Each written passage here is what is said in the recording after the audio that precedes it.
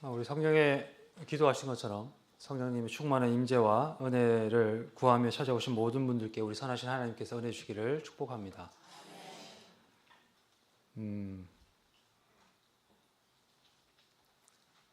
네.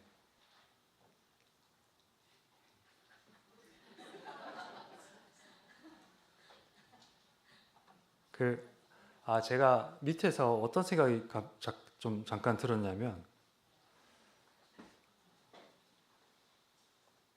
제가 이래봬도 연차가 좀 되거든요. 그런데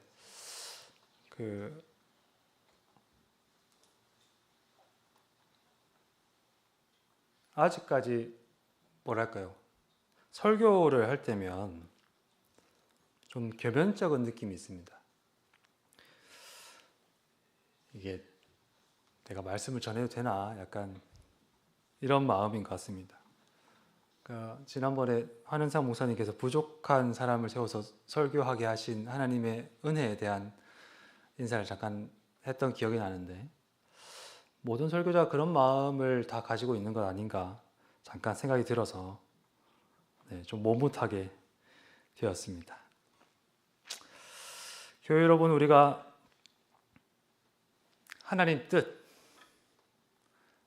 뜻에 대한 말들을 많이 하죠. 그런데 어떠신지 모르겠습니다. 저는 좀 어려운 것 같아요. 하나님 뜻이라는 것. 청년 때에 그런 고민들이 많이 있었죠. 예를 들면, 이 학교를 가는 게 하나님 뜻인가? 아니면 저 학교를 가는 게 하나님 뜻인가? 이 직장은 월급이 조금 적고 비전도 조금 잘 보이지 않지만, 그런데 주의를 지킬 수 있어요. 저 직장은 아주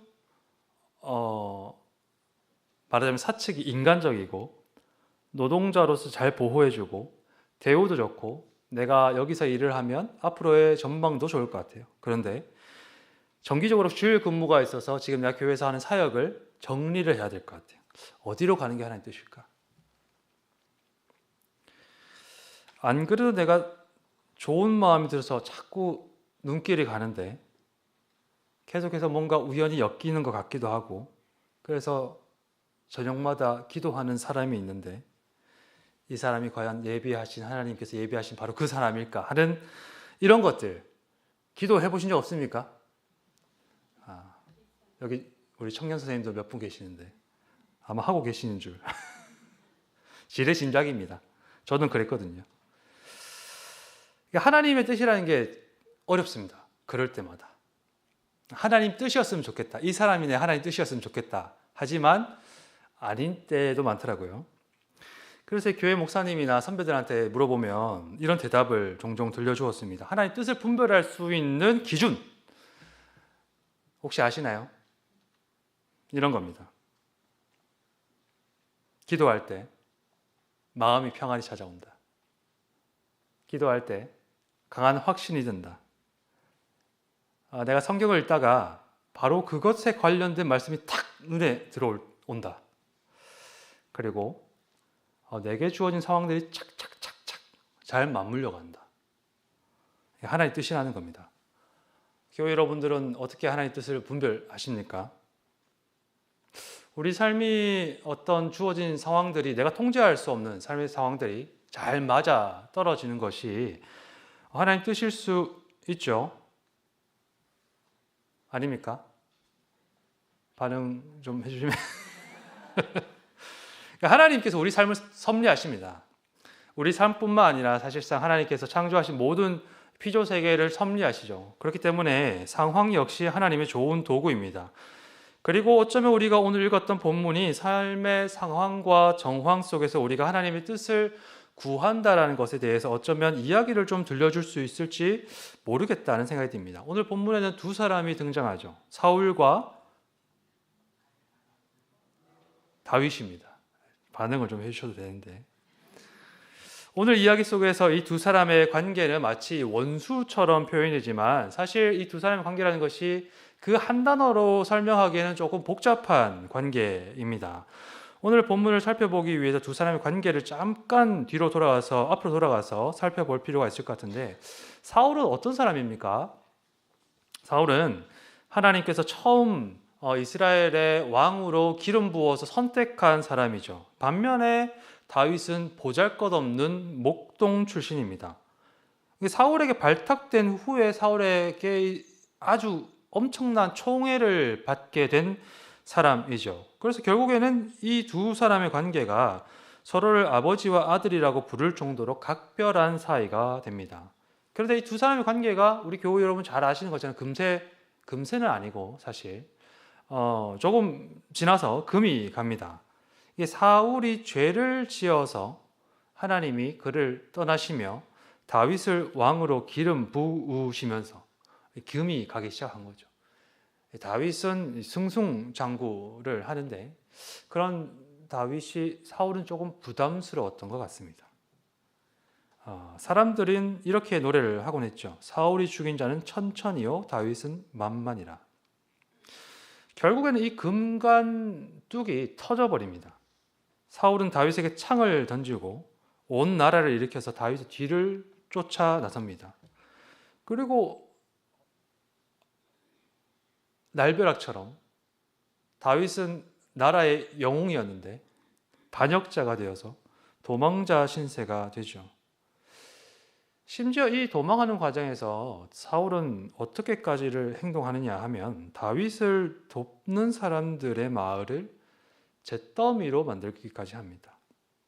그러니 이 다윗의 어떤 심정이 얼마나 힘이 들었을까. 시편 54편에 담긴 이 다윗의 마음이 마치 손에 잡히는 듯합니다. 하나님이여, 주의 이름으로 나를 구원하시고 주의 힘으로 나를 변호하소서. 낯선 자들이 일어나 나를 치고 포악한 자들이 나의 생명을 수색하며 하나님을 자기 앞에 두지 아니하였음이니이다. 주께서는 내 원수에게 악으로 갚으시리니 주의 성실하심으로 그들을 멸하소서. 그렇게 다윗이 이제 광야에서 숨죽여서 기도하고 있을 때 하나님의 예언과도 같은 말이 그에게 들려옵니다. 사울의 아들인 요나단이 다윗을 그 광야 숲을 가운데로 찾아와서 이렇게 말을 건네주는 거죠. 두려워하지 말아라. 내 아버지 사울의 손이 너에게 미치지 못할 것이요 너는 이스라엘의 왕이 되고 나는 너의 다음이 될 것을 내 아버지 사울도 안다. 그러니까 지금 이 왕권만 두고 보면 사실 요나단은 어떤 사람이냐면 사울보다 앞에 있고 사실상 사울의 경쟁자입니다. 근데 그 사울이 아니라 요나단이 와서 네가 이스라엘 왕이 될 것이다 이야기하는 거죠. 그럼에도 불구하고 도피는 이어집니다. 도망치는 생활들이 계속된다는 거죠. 끝이 보이지 않는 추격에 이제 다들 지쳤습니다. 다윗의 사람들은 잠깐의 휴식을 갖기 위해서 잠깐 쉬었다가 또 잘 도망치기 위해서 엔게디 굴에 들어가죠. 오늘 본문 23장 29절입니다. 다윗이 거기서 올라가서 엔게디 요새에 머무니라. 여기까지가 오늘 우리가 읽었던 본문의 배경이 되는 간략한 이야기입니다. 그리고 무방비하게 뒤를 보이고 있는 사울과 기적적으로 만난 장소이기도 하죠. 그런데 이 사무엘상의 저자가 오늘 본문의 이야기를 전해주는 방식이 사실 조금 독특합니다. 드라마로 따지면 이야기를 굉장히 허술하게 전해주는 겁니다. 요즘 같으면 이게 뭐냐고 꺼버릴 만한 그만큼의. 예를 들면 사무엘상 23장 13절에는 다윗과 함께하고 있는 이 사람들이 600명이라고 묘사를 합니다. 엔게디 굴이 얼마나 크길래 보십시오. 우리 교회에 다 앉으면 600명 들어갈 수 있을까요? 최소한 이것보다 커야겠죠. 게다가 사울은 뛰어난 군인이었습니다. 그런데 이 600명의 사람들이 동굴에 앉아 있는데 600명의 인기척을 전혀 알아채지 못하는 거죠. 아마 작은 소리라도 냈으면 크게 좀 메아리 쳤을 것 같은데 더 이해하기 어려운 것은 이 이야기가 시작되고 끝날 때까지 사울이 마치 눈과 귀가 먼 것처럼 묘사된다는 겁니다. 다윗과 나머지 사람들과의 대화를 전혀 눈치채지 못하고 다윗이 그의 옷자락을 베는 동안에도 아무런 낌새를 느끼지 못하는 것처럼 묘사된다는 거죠. 옷자락을 베고도 다윗과 사람들의 대화가 이어지고 있는데 그때까지도 사울은 마치 마네킹처럼 위치합니다. 미동하지 않는 거죠. 그러니까 사실 이 지금 사무엘상의 저자가 그려주고 있는 무대가 사실은 조금 상식적이지 않습니다. 어쩌면 저자는 이 현실성을 더하는 이런 요소들이 어떤 메시지를 전하는 데 있어서 자신의 메시지를 전하는 데 있어서 불필요하다라고 생각했던 것 같아요. 과감하게 생략하면서 저자는 곧장 우리의 시선을 다윗과 사람들의 대화에 집중을 시킵니다. 이 대화와 이어지는 다윗의 행동이 결정적인 장면이기 때문이죠. 여기서 잠깐 지금 다윗과 대화하고 있는 사람들의 이 마음을 우리가 조금 상상해 보면 좋을 것 같습니다. 지금 굴 안에는 누가 있냐면 아마 우리 본당보다 조금 더 훨씬 사실 더 컸을 이 굴 안에는 누가 있냐면 오랜 도피 생활에 지쳤지만 여전히 건장한 군인 600여 명이 있습니다. 그러니까 손에 칼을 쥐고 있는 군인들이죠. 이 사람들은 고향에서 억울하게 쫓겨났습니다. 죽을 위기를 몇 차례 겪었고 그러면서 분노가 마음속에 자리 잡은 사람들이죠. 우리에게 선의를 베풀어서 떡과 물을 베풀어 주었던 사람들이 무자비한 폭력에 쓰러졌다는 것을 내가 귀로 듣지만은 아무것도 할 수 없는 무력함을 겪은 사람들입니다. 그리고 그 모든 비극을 만든 원흉인 그를 향한 증오가 폭풍처럼 마음속에서 일어나고 있는 사람들, 그 군인들의 눈앞에 지금 무방비 상태로 등을 노출하고 있는 원수가 놓여져 있습니다. 그것도 혼자. 무슨 생각이 들까요? 무슨 생각이 들까요, 이 사람들이? 절호의 기회라고 생각하지 않겠습니까? 어떻게 이런 일이 있을 수 있는지 상식적으로 이해는 잘 안 되지만 하나님께서 우리한테 은혜 베푸셨다. 이렇게 생각하지 않았겠습니까? 지금 아니면 기회가 없습니다. 지금 굉장히 짧은 시간입니다. 이 뒤를 다 정리하고 나면 사울은 나갈 거거든요. 밖에는 3,000명의 상비군, 무장한 상비군이 있습니다. 사울이 떠나게 되면 지금 남아있는 600명들은 다시금 기약 없는 위험한 도피 생활을 시작해야 됩니다. 긴장과 공포와 두려움과 피로가 그치지 않는 도피 생활. 절호의 기회죠. 절호의 기회. 스스로 위기에서 벗어날 기회, 스스로 구원을 얻을 기회, 사울의 증오와 적개심을 사슬을 끊을 기회, 선한 자들의 무자비하게 보복한 원수를 갚을 기회, 그리고 어쩌면 사무엘이 이미 기름 부었고 요나단이 예언적으로 말했던 하나님의 말씀인 다윗을 왕으로 삼을 수 있는 기회. 속된 말로 표현하자면 지금 상황은 어떤 표현이냐면 하나님 떠먹으라고 상차려 준 상황입니다. 아닌가요? 제가 본문을 좀 잘못 보고 있나요, 혹시? 하나님이 밥상 차려주는 상황인 거죠. 떠먹으라고. 그래서 이 600명 사람들은 하나 같은 마음으로 말합니다. 4절 말씀입니다. 다윗의 사람들이 이르되 보소서 여호와께서 당신에게 이르시기를 내가 원수를 내 손에 넘기리니 내 생각에 좋은 대로 그에게 행하라 하시더니 이것이 그날이니이다 하니. 당신의 생각에 좋은 대로 하십시오. 이것이 주님이 하신 말씀입니다. 이 히브리어를 직역을 해보면 당신의 눈에 보기 좋은 대로 하라 라는 뜻입니다. 근데 여기서 이 좋은 대로라는 말이 만족하게 하다라는 뜻에 더 가깝거든요. 마치 광야에서 우리가 시원한 냉수를 만나서 마시는 것처럼 성경에서는 이 단어가 굉장히 긍정적인 의미로 쓰입니다. 말하자면 600명은 지금 한 마음으로 지금 이 상황은 하나님께서 시편 54편에서 우리가 기도했던 것 같은 그 기도에 응답해 주신 것과 마찬가지이니 당신의 마음을 만족시키는 결정을 내리십시오. 600명의 사람들이 한 마음으로 이야기를 하는 거죠. 교회 여러분들께서 이 다윗의 처지라면 어떻게 하시겠습니까? 이 상황을 어떻게 받아들이시겠습니까? 600명의 사람들이 한결같이 한 사람도 반대하지 않고 같은 말을 한다면 이 상황에 어떻게 행동하시겠습니까? 아니, 수많은 사람들, 이 600명의 사람들이 같은 말을 하지 않는다 하더라도 정말 하나님께서 내가 기도하던 바로 그것에 대한 밥상을 차려준 것 같은 상황을 내가 마주했을 때에 어떻게 하시겠습니까? 우리는 하나님 뜻을 분별하는데 종종 상황에 의지하곤 합니다. 보이지 않는 하나님이 눈에 보이는 상황과 형편을 조성하셔서 우리로 하여금 행동하게 하신다는 일종의 뭐라 그래야 될까요? 교회에서 우리가 흔히 좀 접해왔던 전통이라고 해야 될까? 예전에 부흥회 아니면 수련회 같은 데서 제가 자주 그런 메시지를 들었던 기억이 납니다. 이걸 성공 스토리라고 말할 수 있을지 모르겠지만 어떤 목사님이 아주 크고 아주 멋진 새 교회 건물의 건축을 마치고 그간의 과정들을 이야기하는 겁니다. 장황하죠. 교회 건축을 두고서 새로운 본당을 어떻게 만들어야겠다라고 머릿속에 탁 그리면서 기도하고 있는데 내가 우연히 막 길을 가다가 눈에 들어온 부지가 너무 마음에 감동이 들더라는 겁니다. 내가 거길 딱 보니까 교회 건물이 딱 떠오르더래요.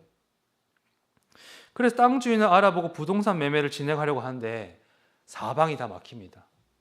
법적으로 해결이 안 되는 문제들이 너무너무 많아서 또 기도를 했다는 거죠. 그랬더니 하나님께서 기적적으로 그 일을 해결할 수 있는 사람을 정말 우연히 만나게 하시더라. 남은 건 뭡니까? 재정이죠. 재정이 턱없이 모자란데 또 기도했더니 마침 어떤 권사님께서 이제 본인이 별세하시기 전에 내 가진 것을 하나님께 드리고 싶습니다 해서 부동산 증서를 가져왔다는 것 아니겠습니까? 모든 상황이 일사천리로 도무지 열리지 않을 것 같은 문들이 막 열리고 만나야 할 사람들을 만나게 되면서 이것이 하나님 주신 것이라고 하나님 내 기도에 응답하신 것이라고 고백하지 않을 수 없는 상황이 됐다는 거죠. 그래서 모든 것이 하나님의 영광이다. 이런 식의 간증들 들어보셨죠? 저도 비슷한 거 많이 들어봤습니다. 한 분한테 들어본 게 아니고 많이 들어봤습니다. 교회 안에서 마치 영웅담처럼 들려지곤 하는 간증들. 우리에게 굉장히 익숙한 형식의 성공 이야기, 일종의 신앙 영웅담. 저는 하나님께서 그 상황을 주셨다고 의심하지 않습니다. 오늘 다윗도 그렇습니다. 10절 말씀입니다. 오늘 여호와께서 굴에서 왕을 내 손에 넘기신 것을 왕이 아셨을 것입니다. 그러면 저도 하나님께서 떠먹으라고 차려주신 밥상을 아주 맛있게 먹을 것 같아요. 저도 물론 모르겠습니다. 제가 나중에 담임을 할 수 있을지 모르겠지만 만약에 담임을 했어요. 기도하다가 땅을 봤어요. 땅을 보고 좋은 사람을 만났어요. 그래서 재정도 다 해결됐어요. 건축하고 하나님 다 하셨습니다. 저도 그렇게 할 수 있을 것 같아요. 그런데 숟가락 들기 전에 한번 생각해 보는 겁니다.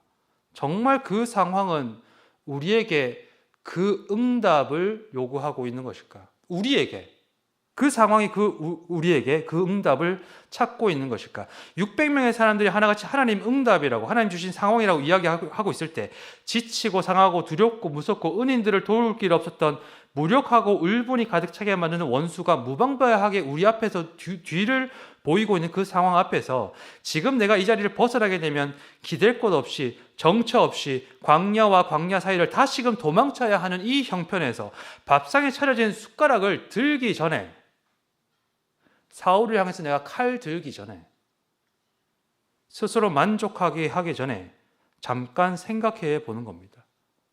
정말 하나님께서 이 상황에 내가 그렇게 행동하시기를 원하시는 것일까? 그래서 다윗은 이렇게 행동하죠. 4절 말씀입니다. 다윗이 일어나서 사울의 겉옷자락을 가만히 베니라. 그리고는 너무 괴로워합니다. 이 사람이. 5절 말씀입니다. 그리한 후에 사울의 옷자락 뱀으로 말미암아 다윗이 마음에 질려. 왜 그랬을까? 6절 말씀입니다.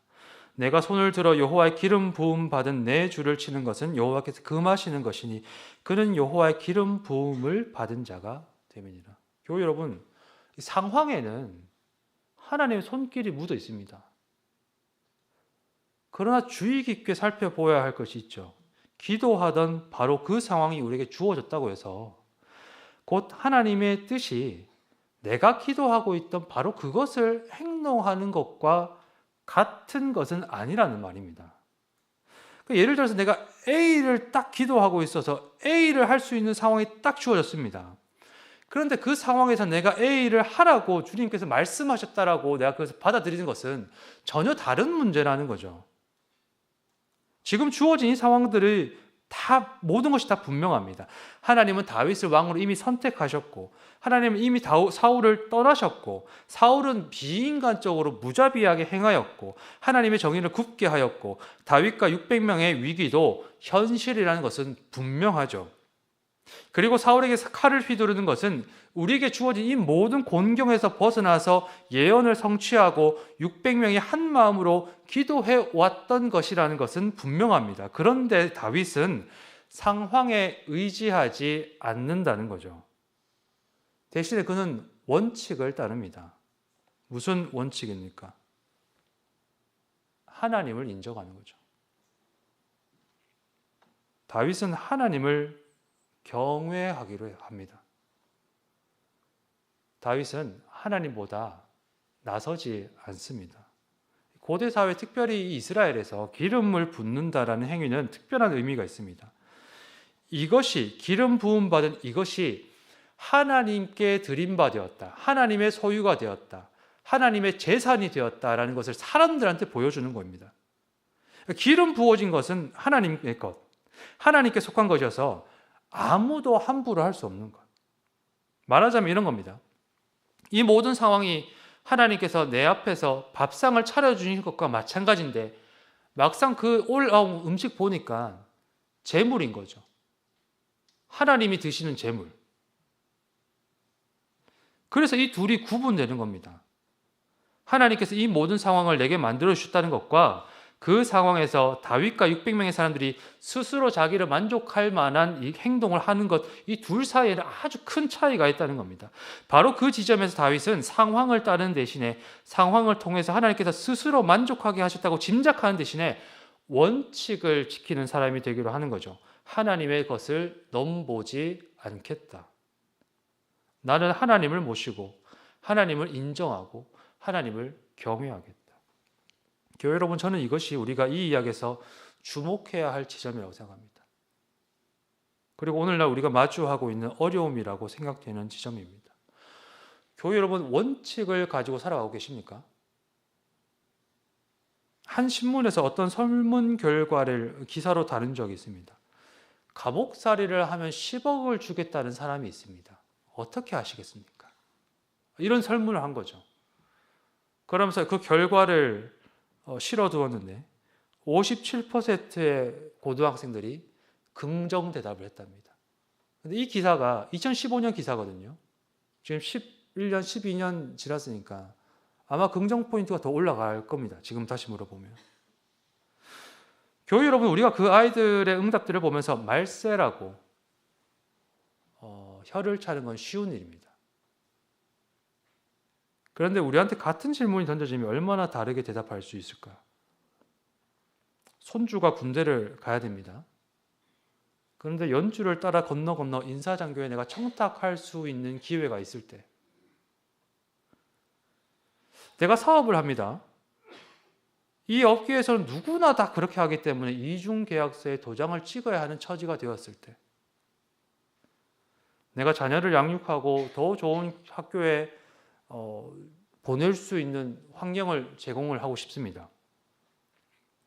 그래서 친척 집에 위정 전입할 수 있는 기회가 있을 때, 직장의 손해를 감수할 수 없어서 상사가 지시한 부당한 명령을 눈 감아야 하는 처지가 되었을 때, 교회 여러분, 어떻게 행동하시겠습니까? 원칙이 있으신가요?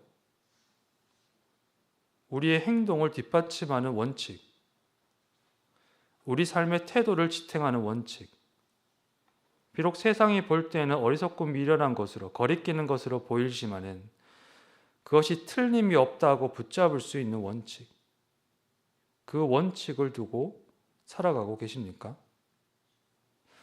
저는 이 다윗이 처한 지금의 이 상황이 우리의 어려움, 우리의 위기라고 생각되는 까닭은 오늘 우리가 살아가는 시대, 심지어는 그리스도인들마저도 원칙이 없는 삶을 살고 있는 것이 아닐까 하는 인상을 받기 때문입니다. 우리가 하나님 말씀, 생명, 사랑과 같은 것들을 원칙으로 삼지 않고 자본이나 탐욕이나 성공이나 성장과 같은 것을 원칙으로 삼는 것도 문제가 되지만 그보다 더 무서운 것은 원칙 없는 삶을 사는 거죠. 상황에 따라서, 이익에 따라서, 내 입맛에 따라서, 내 손익에 따라서, 내 자존심에 따라서 기준이 갈대처럼 흔들리기 때문입니다. 그야말로 사사기에서 이야기하고 있는 자기 소견에 오른 대로, 자기 눈에 보기 좋은 대로 살아가는 것이죠. 그리스도인들에게는 그리스도인다운 행동이 있습니다. 그리스도인에게는 그리스도인다운 삶이 있습니다. 그리스도인에게는 그리스도인의 원칙이 있습니다. 이스라엘과 유다의 패망 속에서 하나님의 회복과 구원을 기다리던 사람들에게, 하나님의 왕 되심을 다시금 기도하는 사람들에게 하나님께서 이렇게 말씀하십니다. 오직 공의를 행하는 자, 정직히 말하는 자, 토색한 재물을 가증히 여기는 자, 손을 들어서 뇌물 받지 아니하는 자, 귀를 막아 피 흘리려는 꾀를 듣지 아니하는 자, 눈을 감아 악을 보지 아니하는 자, 그는 높은 곳에 나와 함께 거하리라. 공의롭게 행하고 정직하게 말하는 것, 불의와 폭력을 행하고 거짓과 속임수로 자기 이익을 꾀하는 사회에서 그렇게 살아가는 것, 그것이 하나님 백성의 원칙이라는 거겠죠. 자기의 유익을 위해서 뇌물 받는 것이 평범한 일이 되고 그 모든 일에 서로 쉬쉬하며 저마다의 거짓을 감추어서 함께 악에 참여하는 것이 보통이 되어버린 직장에서 그 꾀에 동참하지 않고 거부하는 것이 하나님 백성의 원칙이라는 것이겠죠. 심지어는 하나님께서 계시지 않는 것 같은 멸망의 현실 앞에서도 하나님께서 우리 앞에 계시는 것처럼, 하나님께서 우리 삶을 왕으로서 실제 통치하고 있는 것처럼 그렇게 하나님 경외하면서 살아가는 것이, 유다와 예루살렘이 이미 패망하고 예루살렘 성전이 무너져서 하나님 계시지 않는 것 같은 삶의 현실 속에서도 그렇게 살아가는 것이 하나님 백성들의 원칙이라고 이사야는 그렇게 이야기를 합니다. 심지어는 하나님께서 그런 상황들을 우리에게 마련하셨을 때도, 그때도 하나님 말씀은 우리의 원칙이 됩니다. 바울이 선교 여행의 마지막 무렵에 예루살렘으로 가려고 했을 때 수많은 사람이 그를 붙잡습니다. 가지 마십시오. 성령님이 우리에게 보여주셨습니다.